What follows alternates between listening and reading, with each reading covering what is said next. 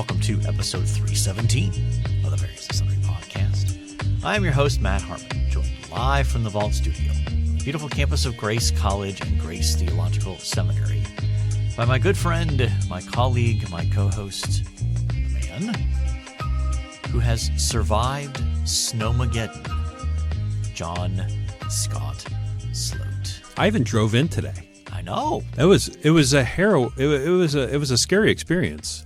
So 30 wasn't. Well, I don't think nothing is super well plowed at this point. Okay. However, the snow is just blowing everywhere because it's such a styrofoam-like snow. Yes. That it just, I think once you push it off, it just blows right back. And so, I mean, visibility was low on 30 because it was just blowing all around. Yeah. So that was a pretty big issue with driving in this morning. Snow was just everywhere. Yeah. Well, I mean, here at Grace, we canceled everything in the morning. Yeah. Had a 1 o'clock start, so anything classes or meetings in the morning were. I think that was probably a good call. Probably. Yeah. I mean, I think. Speaking as the guy that drives the furthest. Well, and I know that,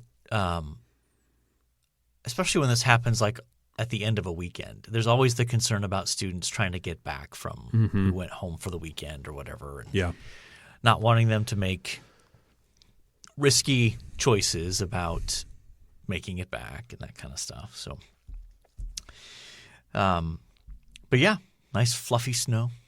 Yeah. And just brutally cold now. It's so cold. Which is part of why you get light, fluffy snow is it's so cold. Yes. Grateful for that. I mean, at least that's one nice thing. Not as hard to shovel. Yeah. Easy to pick up, easy to throw. Yeah. Absolutely. And now the sun's out a little bit. Hopefully it gets, when you get your driveway down to that film, you know what I'm talking about? Oh, yes. The hope is that no matter what the temperature is, the sun comes out and just sort of takes care of the rest. Gets rid of it. Yep. Yeah. I mean, right now it's cold enough that salt really doesn't do much of anything. No, it doesn't do much. So, yes, I was diligently out there this morning trying to get that down to the film on there so that, like you said, the sun can kind of take care of the rest. We'll see. I went out at 7 o'clock last night and got it down to the film, and it took a minute. Yeah. So, how is your snow? You have a small snowblower, yes? I have an electric one. Yeah. How did that perform? For this kind of snow, it's built for this. Yeah. Right? The wet, thick stuff, not so much. No, it clogs up. It's awful. I'd just rather use a shovel at that point. But for this light, fluffy stuff, now there was almost too much of it, so I had to take probably half passes through it. But it did well. Okay. It did well. The light, fluffy stuff, it does really, really well. It's the wet, heavy that it can't figure out. Well, I was texting with our good friend Nate in Ohio, and he said that they were expected to get a foot. Now, I haven't checked with him this morning yet, but might be out of school through Thursday. Wow. Because you add then brutally cold temperatures. Yeah. So.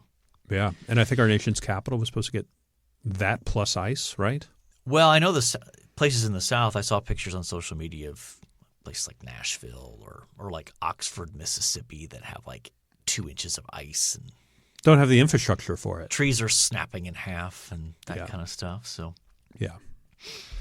wild stuff, man. If you'd like to contact the show and give us your best tips for snow removal, you can find us on X at VNSPod. You can email the show, variousandsunderpodcast@gmail.com. You can find us on Facebook and on YouTube, and we would love for you to leave a 5-star rating on whatever platform you access the show. All right, John, let's talk a little sports. So our last episode, we had to record early, and therefore we didn't actually get to talk specifics about IU winning the national championship. Both of us predicted they would win that last game. So we predicted correctly that they would win that game. Yep. And then one other side note on college football, Ohio State hired an offensive coordinator. That'll be interesting to see how that works out. What do you make of the the gloating from Midwestern people about the Big Ten being the best conference in football? Well, I think it's just a reaction to being told for years being that told the for SEC years that the SEC was the superior and let's be honest, for years it was. Mm-hmm. So, I'm not surprised that Midwest folks are basically giving it back to. They're chirping. Yeah, They're chirping not a bit. surprised by that at all. Okay.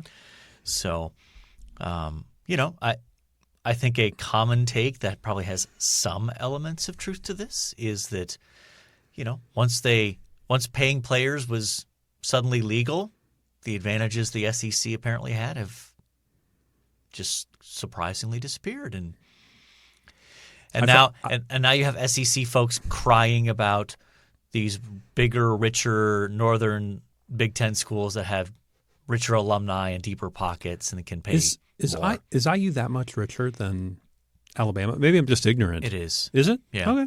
Yep. Yeah. I mean, I heard that's why. Mark Cuban is writing checks, and they're not insubstantial. Well, I'd assume Mark Cuban. The guy wears the same T-shirt all the time. For like a week. But I've heard that reason given as why Nick Saban left Alabama. Right. That I guess it was A&M at the time. Mm-hmm. He was like, we have to start writing checks like A&M, and yeah. The boosters started going like, well, that's oil money. We don't have oil money. Right. Yeah, I mean, that's the other piece is that you've got Texas oil money and that's what Texas A&M, or actually it was Texas Tech this past year that really did it. That did really well. That they came out of nowhere and spent truckloads of money and got themselves into the playoff and then got thumped by Oregon. But so that's part of the equation for sure. Is this is the unregulated wild, wild west. I mean, why isn't Rutgers better at football? Because it feels like they're close to, what the epicenter of the stock exchange. Well, it comes down to alumni who are willing to pony up money. So why isn't Harvard better? Because it feels right, like they have some very wealthy alumni. Yeah, but probably most of them aren't deeply attached to the football program. That's probably fair. Yeah, you would think there'd be a couple though that would be like, let's make Harvard football great. It's probably also a little harder to work with the transfer portal and things at Harvard. That's probably true. Okay, well let's go back. In terms of academic standards, let's go back to Rutgers then.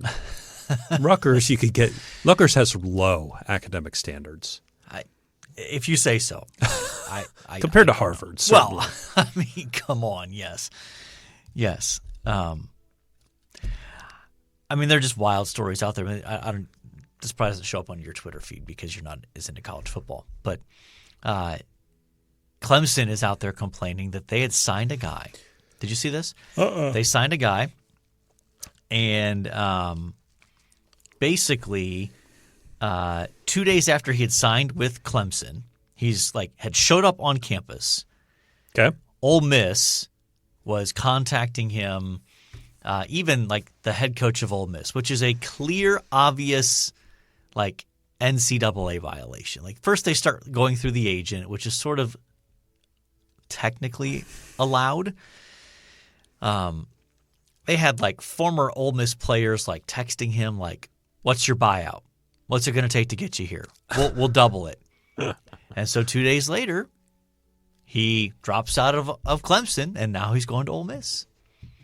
It's just the wild, wild west. It is. It's absurd. You do need a regulating body in there of some kind. So salary cap, something. Speaking of salary cap, let's talk about the NFL. Yeah, playoffs this weekend. Yes. So did you watch the championship games? I caught some of the championship games. Okay, let's start with Denver losing to the Patriots. What do you think of Stidham? I think he was okay. I mean, they obviously missed having Bo Nix. It's a closer game than I anticipated. Yes. I mean, Stidham made the colossal mistake that you can't make. Mm-hmm. He had the turnover where the Patriots got the ball inside the Denver 10-yard line and punched it in for the touchdown. And that's the difference in the game. Essentially, yeah. I mean, I would say that, and it was mystifying to me that the Broncos up 7-0 went for it on like 4th and 3, 4th and 4, when they could have kicked a very makeable field goal to go up 10-0, when the conditions weren't great at that point already. And then, of course, the second half, the blizzard kicks in. Yeah. They sure could have used those 3 points at the end. Yeah. And Drake May looked human in this game. Yeah. I mean, it's hard to say. Those conditions were not great. Sure. But I haven't seen what the line is, but surely they will be the underdog. The Patriots will be the underdog to The Seahawks? the Seahawks. Really? You think so? Yeah. You hear things at the end of it, and it's like, oh my goodness, the Patriots back to the Super Bowl for the first time since 2019. Yeah, right. It just something wasn't like that that, long ago. Yeah. And I was just like, come on. Yeah. I also saw people trying to make, again, this is where you can use stats to skew things, right? Showing like, well, look what Drake May had to go through. Like the top, like 3 of the top 5 defenses he had to beat in the playoffs to get to the Super Bowl. And then someone pointed out, yeah, now look at the quarterbacks he was playing against. A dinged up C.J. Stroud, a backup named Stidham instead of Bo Nix, and I forget who the other guy, who the first guy was that he would have played against. Who did they play in the first? Anyway, it was like, okay, before we start crowning him the next Tom Brady, maybe you ought to compare like the caliber of quarterback on the other side before we just get too excited. On the other side, we had Rams Seahawks. Very entertaining game. By contrast to the other game, slugfest that was Denver and New England. Stafford threw for 374 yards and 3 touchdowns. Yeah, and lost. No turnovers. And lost. Man. My boy Sam Darnold. Your boy? 346 yards. How are you claiming him as your boy? Matt, let me tell you something. If he goes on to beat the Patriots in the Super Bowl, the number 3 pick in 2018 for him was well worth it. Even though he's not playing on your team. Correct.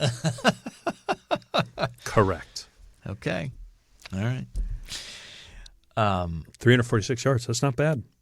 And why don't you look at the receiving stats for Jackson Smith and Jigba? Yeah, 12 targets, 10 receptions for 153. And a touchdown. Not bad at all. Yeah, he was just dicing them up. They clearly didn't have an answer for him. They didn't, and I don't know if the line's been released yet, but I have to imagine that Seattle's probably favored by, I'm going to guess 3.5 or 4. 4.5. Yeah. But, I mean, that Rams Seahawks game was very entertaining. What turned that game, though, was the muffed punt by the Rams that gave Seattle the ball inside the Rams' 10-yard line. They punched it right in, basically. So, it's been so long since we've had a Seahawks-Patriots Super Bowl. Yes. There just has to – they have to get – the Seahawks have to have, like, second and goal at the 1, right? So at some point in this game, they have to have that. Yeah. And they've got to run the ball, right? Run the ball. Oh, man. Super Bowl, what do we got, 60? Are we at 60? LX. Yeah, that's 60. 60, right? Yeah. Okay. Yeah. Yeah, Super Bowl 60 on February the 8th. So late, man. So late. And I do appreciate that the game starts at 6:30. Yeah. So many of these national championship sort of games start at like 8 o'clock. Yeah, but why are we doing a Sunday night? That's a great question. I don't know. Put it on a Saturday night. I will say it is better than It's better than Monday night. Yeah. Yes, that's exactly. College football's lost its mind. Well, college basketball too. I mean, I get it. The Final Four is you play Saturday. Yeah. You play Monday. But there's no reason you couldn't do like like the women do. The women's Final Four is a Friday night, Sunday afternoon-ish, evening-ish. I don't know. Again, they're executives who sit in rooms who have access to more data than we do. Yeah. Speaking of college basketball. Good transition. Your Grace men's basketball team. That was a next level transition. Well, this is what you went to college for. That's right. Grace men remained undefeated this weekend, pushing their record to 20-0. Love it. Beating number 23 Taylor. I was at the game. We're on a roll. We're on a big roll. Yes. It's wild. This team just is so deep. Yeah. I mean, they've got 10 guys, maybe 9, but like really 9 or 10 guys that you could easily start and be like, that makes sense. Yeah, he could start for us. They have a similar profile too. Well, everyone is basically somewhere between 6'5" and 6'7", with maybe Nice. Tyler Rosh being the exception at 6'8" kind of thing. But yeah, just they just wear you down with depth and with athleticism. So, and Taylor's a good program. They have a good team this year. yeah, they were ranked 23rd. And though it's interesting, I was checking out the RPI data for the NAIA men's. Do you want to define basketball. RPI for our listeners? I forget what it stands for. Ratings percentage index or something like that. Okay. Basically, it's a metric that is used to help rank teams for, like, the NCAA uses it for as part of the mix of seeding the tournament, who gets in, who gets out, that kind of stuff. And so Grace actually, believe it or not, sits at number 2, not number 1. But they have wins over number 3, IWU, and number 5, Huntington, number 8, Nelson out of Texas, and then 2 wins over number 10, Taylor. So they've got like 6 wins over top 10 RPI teams. So who is number 1? Freed Hardman out of Tennessee. That's who beat us in the tournament a couple years ago. That's right. And they are ranked number 2 in the country. They have 1 loss on the season. So perhaps those 2 teams on a collision course. A rematch. But yeah. Trying to think who would have been on that team. Probably just Gage. Yeah, I don't know. Was that last year? That was 2 years ago. 2 years ago. It had been Ian and Gage probably. Yeah. Yes, they would have been freshmen. Yeah. So this week, Grace hosts St. Francis on Wednesday of this week. So tomorrow when this pod drops. Yeah, I'll be there. As will I. You calling the game? As always. All right. All right, John, let's move on to our main topic. We are finishing up our series on 26 ideas for 2026. And again, the show notes will have the link for that article by Derek Thompson. And we've reached the last section here. It's broken up under 2 kind of headers here. And let's start with the first. The first header is the casino economy and the wages of desperation. That's an ominous heading. That sounds like the next great American novel or something. There you go. All right, first subpoint here. Young people are screwed because of housing. So, ... what's the matter with housing? Yeah, what's your answer to that question? Well, the most basic answer is lack of supply. There's not enough of it. There's just not enough of it. Mm-hmm.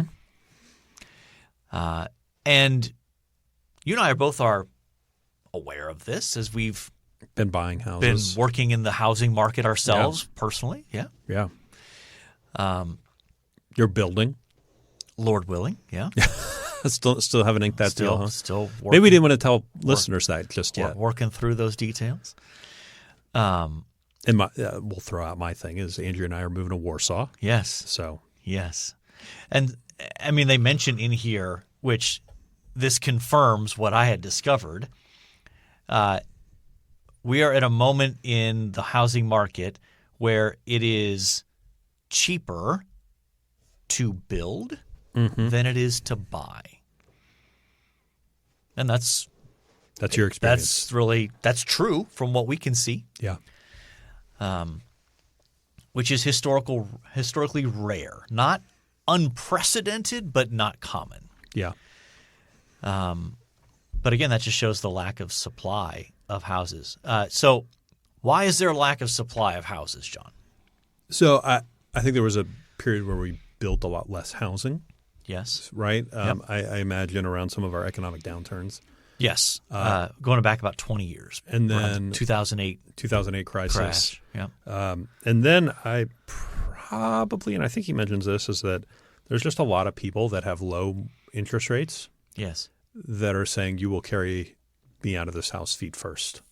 Mm-hmm. You know, like I will have to die before you take me away from my 2% mortgage rate. Yes. Yeah. When you have people who have rates that are under 3% and now the going rate, they have in here 6. I think you're realistically more like mid 5s now. Mid 5 probably. 5, 5.5, 5.5, 5, 5, 7, 5. I think 6 is right. Is it? 6 is right. Yeah. In any case, that's a big difference on a mortgage payment. Yeah. Well, and I mean, people make the comment like, well, mortgage rates in the 80s were 10, 12, 15%. And I go, well, also the housing price was what, a quarter, third, a tenth of what it is now? Yeah, adjusted for inflation even, yes. The amount that you would pay for a house, if you kind of benchmark it to your annual salary, like how many years of annual salary does it take for you to and there was also more of a, and I think this isn't really directly touched on in here, but when you're not building houses, there's a lack of entry-level housing. Mm-hmm. And so that makes it difficult to get into the housing market. Mm-hmm. The sort of the starter house. Even starter homes are significantly more expensive than they historically have been. Also, COVID's another piece of this, right, where basically everything stopped in terms of any construction for a period of time. And there's also regulation issues in here, I think, that depending on where you live, play into this. So, it is a challenge. And that leads into his next one. Blocked from home ownership, low-income renters are gambling with their housing money. All right, so tell me what's going on here. Well, I mean, that's something people do, right? They rent and save up for a down payment. Yes. Realizing that they're going to need several years of salary, and sometimes in order to get a house, they're trying to double that money in a hurry. Yeah. And they're gambling with it. Yes. That's the theory. Okay. And what are some of the ways that they're gambling with it? Like, what does that gambling look like? Sports betting. That's part of it. But even it talks about some of the more speculative investments. Oh, you mean like cryptocurrency, right? Things like that. Yeah. Yeah. So you've got people hoping to hit it big. Meme stocks. Yeah. Things that are high risk, potentially high reward, or you could absolutely just lose everything. Yeah. That it has the feel of playing the lottery almost at some level. So not typical investments. Correct. Not putting it in an index fund or something like that, and saying, well, if I get 8 to 10%, that's great. If I get maybe I hit a year where I have 10 or 12, I'm like, wow, okay, really doing well. Have you invested in crypto? No. Why not? I don't know enough about it to feel comfortable doing it. Okay. Have you? No, I have not. I I do not invest in things that I don't understand how it makes money or where its value comes from. Mm-hmm. Like somebody looked at me today and said, Warsaw, Indiana, or Kosciuszko County, has its first Bitcoin mine. Okay. And I just looked at them and I said, I don't know what that means. I just really don't understand that and what that means. You got guys digging out back there somewhere? Yeah. And I don't understand what gives this value. Outside of people just saying it has value. Yeah. Now, you can make the same argument about gold, but gold has a little bit more of a tail, a little bit more of a history than Bitcoin. Just a little right? bit. Just a few thousand years of being valued by human beings. Yes. Yeah.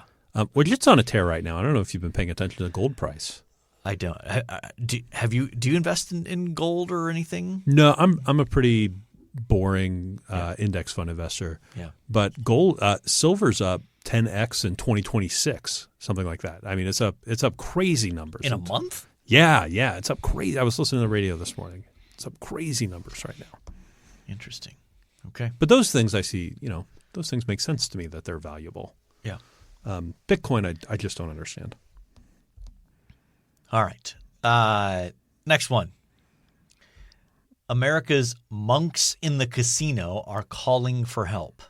So did you read his first line here says he wrote a Substack essay called The Monks in the Casino. I did not read that. Did you? No. Okay. A theory of young men, aloneness, and the market. He says roughly half of men between the ages of 18 to 49 have a sports betting account. How did that number strike you? Felt a little low. Yeah, that's what I thought too. I have heard him interview somebody about this and talk to the author of a book. And man, some of the profiles they do are just really, really sad around sports betting. Like, yes. They were doing a profile of a guy who was living in Colorado, working a job, and then gambling all night. Yeah. And eventually sports on the West Coast end. And these guys at 2, 3 in the morning, East Coast time, have to find something to gamble on. Yeah. You know what they're gambling on? Something in Asia? It was amateur darts in Britain. Okay. And that feels like rock bottom.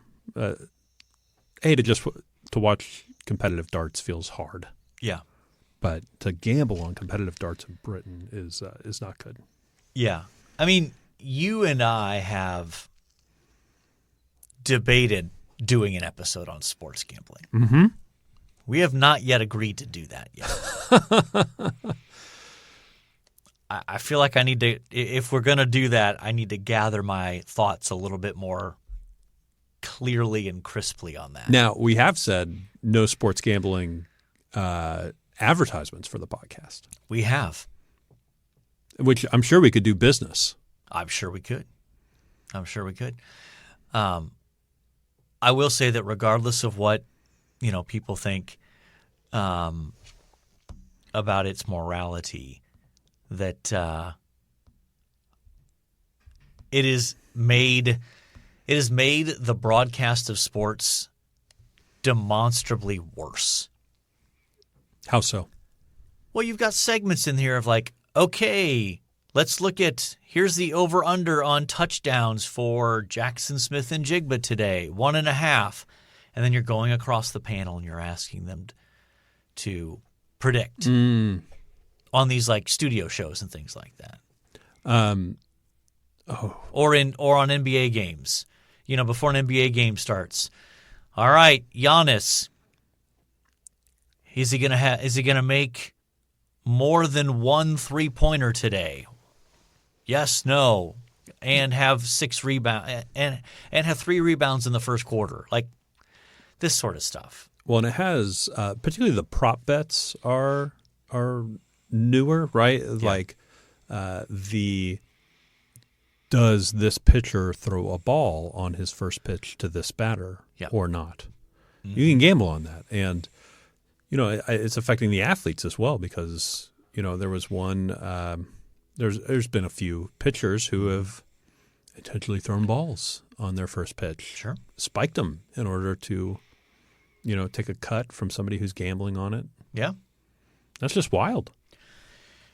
This was interesting, though. Last weekend, we were hanging out with some friends, and we were watching the pregame for one of the NFL playoff games, and they had Kirk Cousins as part of the panel. Okay. Now, he's an outspoken Christian. Yep. They asked everybody on the panel about a prop bet thing, except for Kirk Cousins. He probably wrote it into the agreement for being there. And we all just kind of looked at each other like, that looks intentional. That feels intentional, that he doesn't want to be connected or associated with that. Mm-hmm. And so, for whatever people think of Kirk Cousins and his quarterback play, I think he's a legitimate, strong believer, and I think that's a stance that is admirable in my mind. No debate there. All right. Next big heading. This one is more up your alley. Progress exists, but who wants to hear about it? Progress does exist, Matt. Yes. Good things are happening out there. Okay. The first subheading under here, first point, negativity bias rules everything around me. This is true. Yeah, absolutely, it's true. So how does he support this? I have some great charts with some downward lines that seem to indicate there's some negative bias. Yeah, I mean, it's basically about U.S. news outlets and even their headlines, right? Yeah. He says the news headlines have gotten steadily darker, with anger, fear, disgust, and sadness climbing in frequency, especially in left and right-leaning outlets. I will say, I think there's more emotion in headlines today than there were maybe 15 years ago. That's probably true. Yeah, I think that's right. And I think what the list you just read there is all of that, right? Yeah. Yep. There's just a lot more emotion.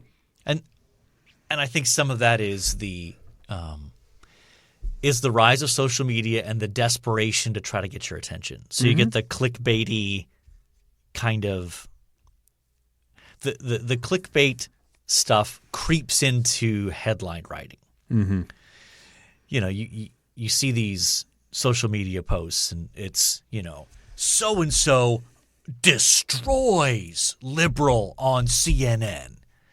And then you look at the clip and you're like, okay, they made a point that the liberal probably didn't have a great answer for, but that was clickbait. Like, come on, Absolutely.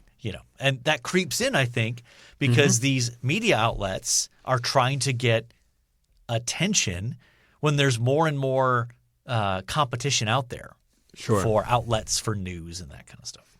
And part of the problem is, there's a fine line between what's considered a bias, a negative bias, and a lie.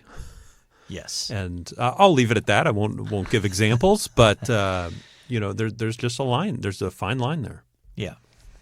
Well, and it's also just the presence of narrative, right?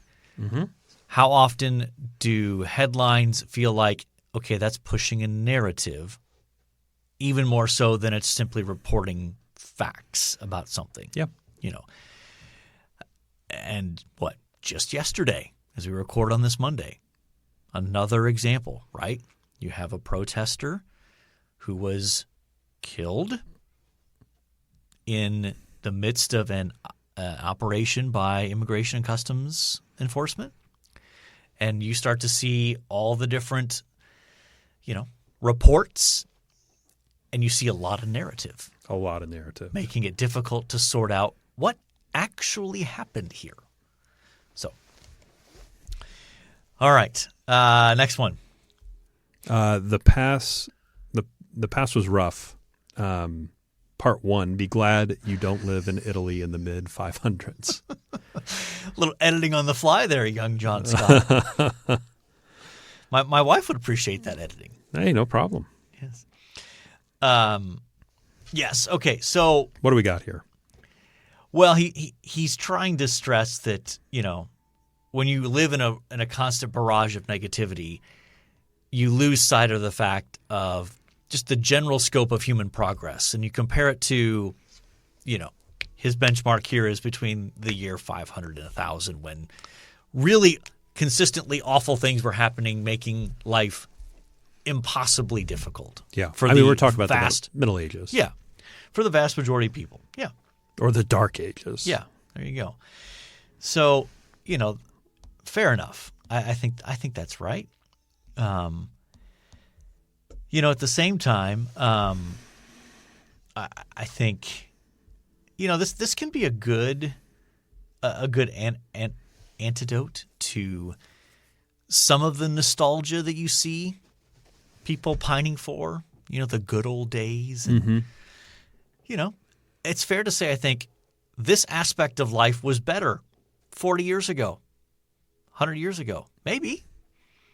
But that's one piece of a very large puzzle in which another 25 things were not better, right? Yeah. Yeah. I mean, Matt Ridley in his book, I think it's Innovation, How Innovation Works, kicks off the book by starting to talk about like what the 1800s were like. Mm-hmm. And he's like, well, there's a family. Dad comes in from hunting, puts a log on the fire.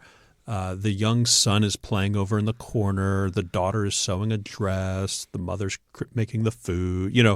He sort of paints this idyllic picture, and he goes, in reality, the son's going to die of a disease here in the next year. Yep. The mom's going to die in childbirth 2 children from now. Yep. The daughter is going to be, something's going to happen to her. He went through like a list of things that would be likely to happen just based on the percentages in the time they lived. Yeah.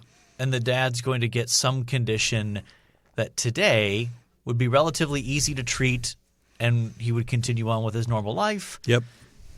But back then it would have led to his death. Yeah. Those sorts of things. Next one. The past. What phrase did you use? I said the past was rough. Okay. All right. The past was rough, part 2. The U.S. used to suffer from a very different housing crisis. So he's going to circle back to housing. Okay. Making the point that, as much as we complain about housing and that sort of thing, he has here a third of the homes in several states in the 60s, such as Kentucky and Mississippi, lacked complete plumbing, according to the U.S. Census. Plumbing. Yeah. You think, too, about even something like central air or air conditioning. Yeah. Like, imagine trying to live in parts of Arizona during the summer without air conditioning. Well, and I think and then the reality is people didn't. Like you couldn't really settle those areas. That's right. And with the advent of air conditioning, which is something this is not in this article, but something I've read a lot about is there's been a lot of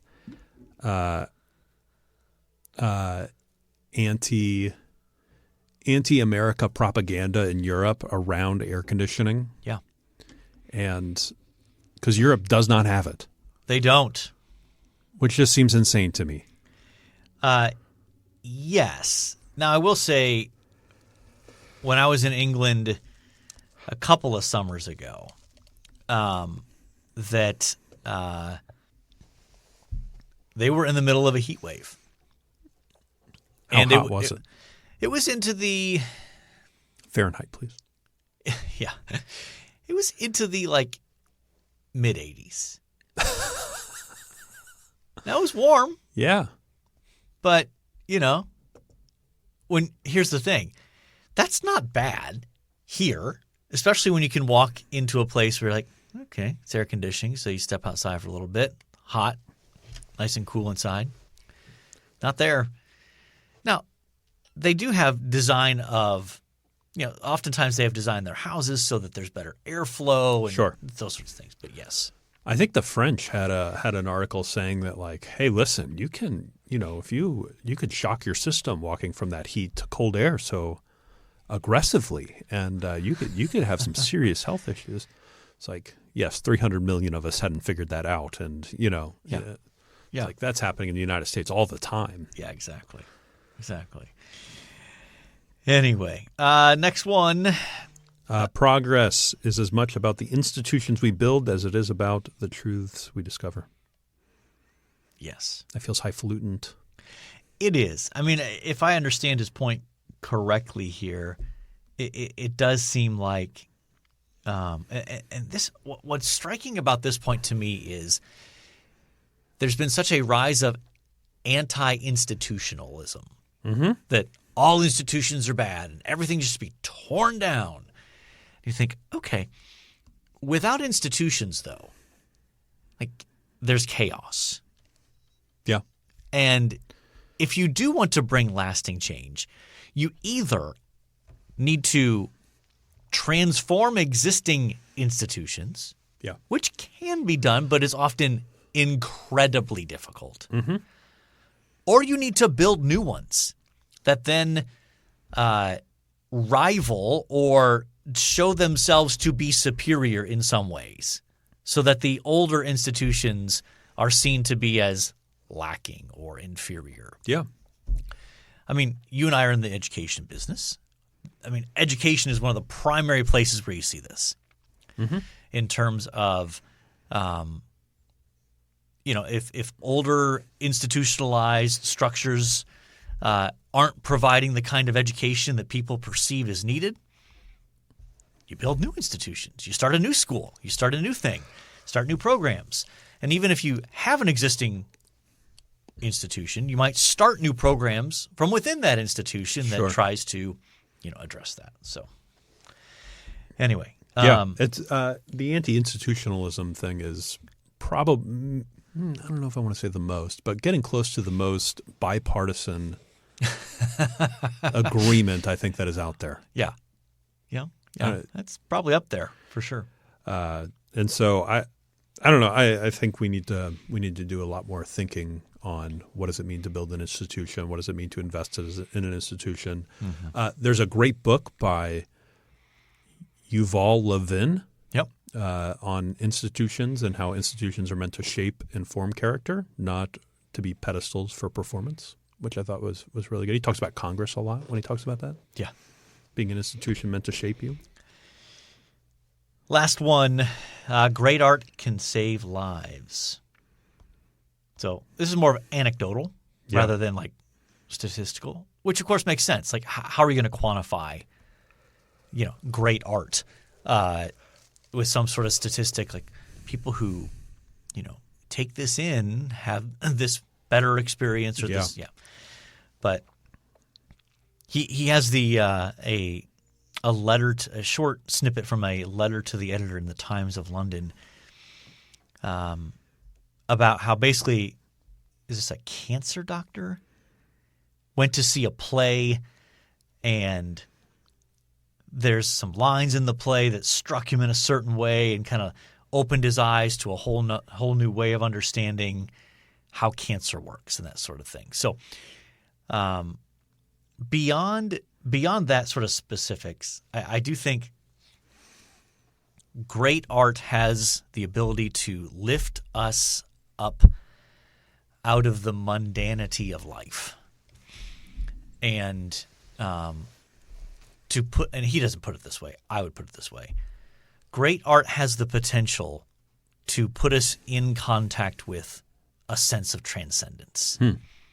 That there's more to this life than just the ordinary everyday, the efficiency, the productivity, the hard data of something, that there's something well beyond that.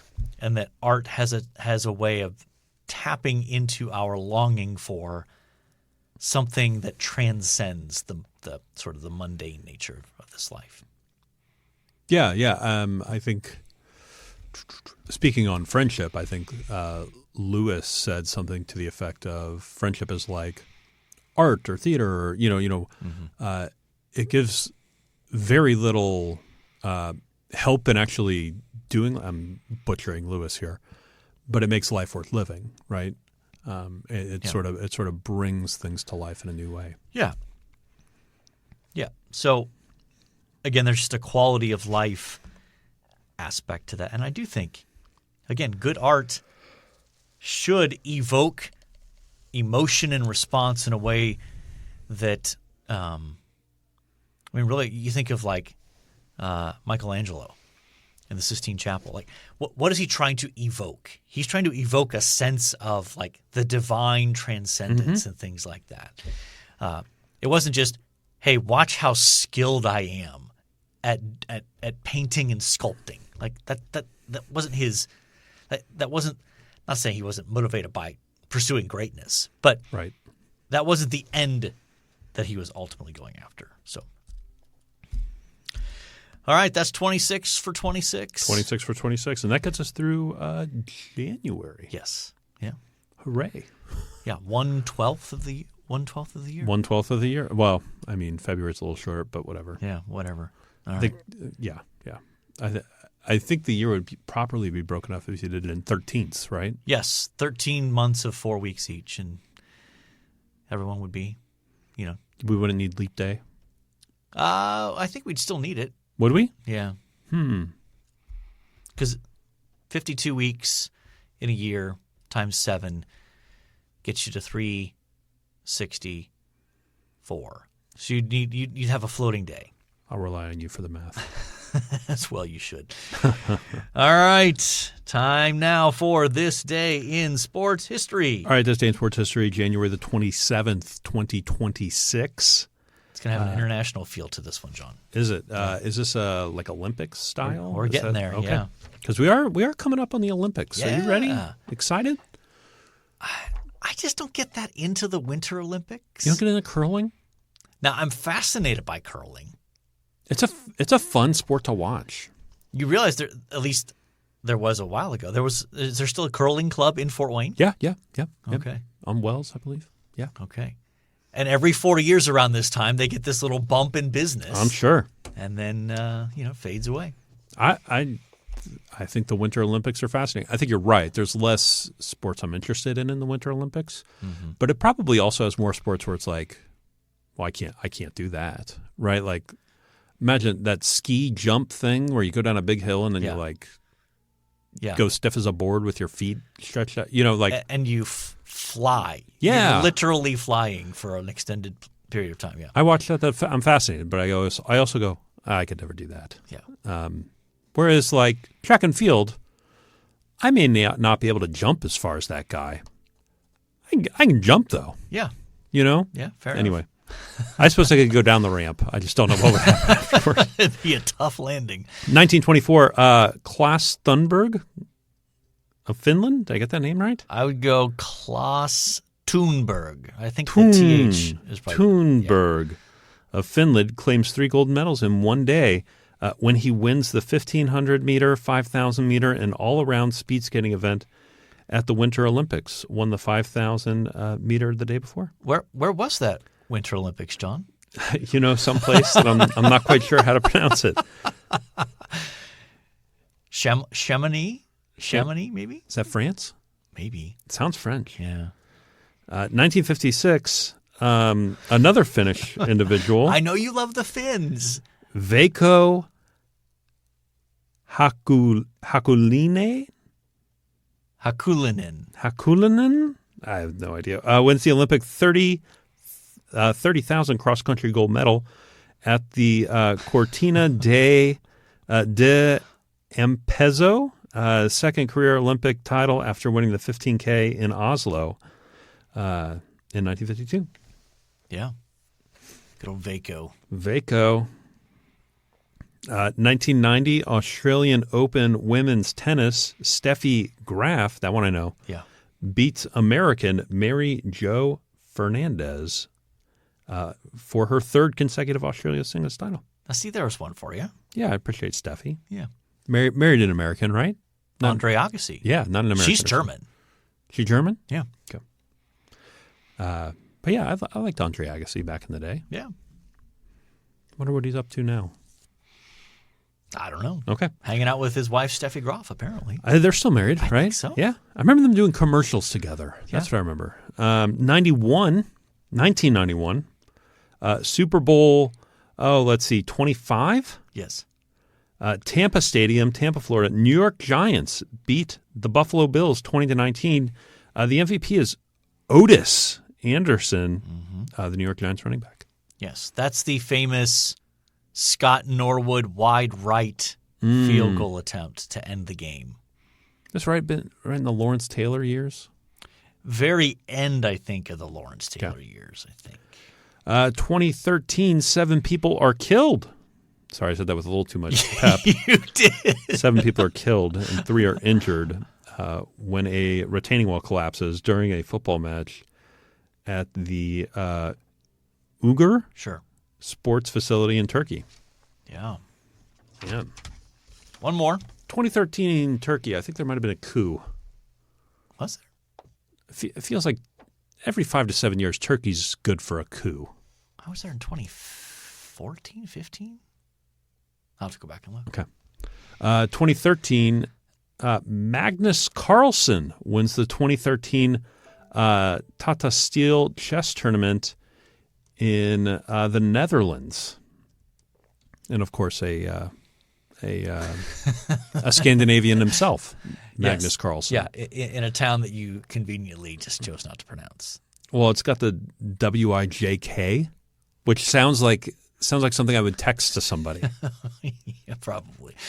Wick Anzi, I think. Yeah. Be my guess. All right. Magnus Carlsen, best chess player in the world that's living right now. Is he? Yeah.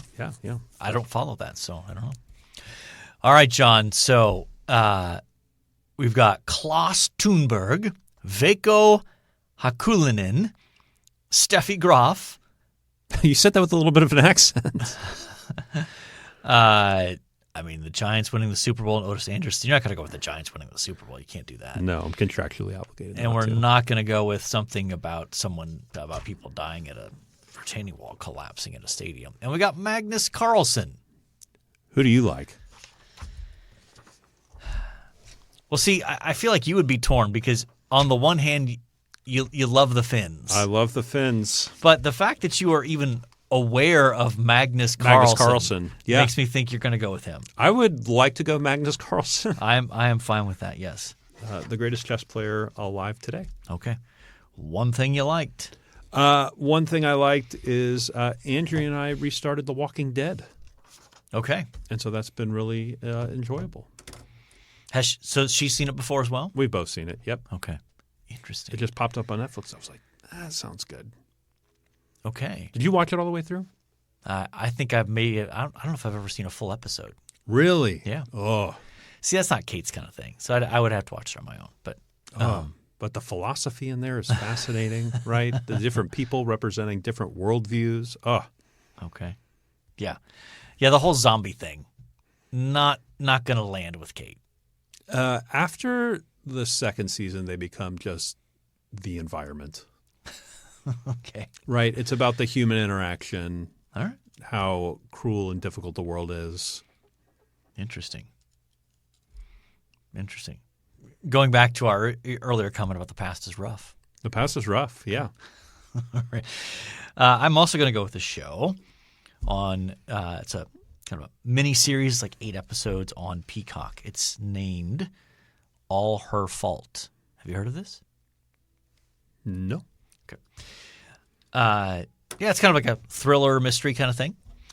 And it's this woman whose child disappears when she thinks that her son is on a play date, and he's not on a play date with who she thinks he is. And I don't want to give away too much, but it's very well done. What's striking is, even though it's rated TVMA, it's rated that because of language, and it's not pervasive. It's occasional. So, but there's no sexual content. There's nothing that you're like, oh gosh, So, surprisingly, you never know what you're going to get sometimes with those TVMAs. You got to check the old IMDb and weed that out. But That is my one thing I liked. All right, John, we have talked some NFL playoffs. We have talked the last bit of our 26 for 2026. We have talked about Magnus Carlsen. Greatest living chess player currently. We have talked about The Walking Dead. And we have talked about all her fault.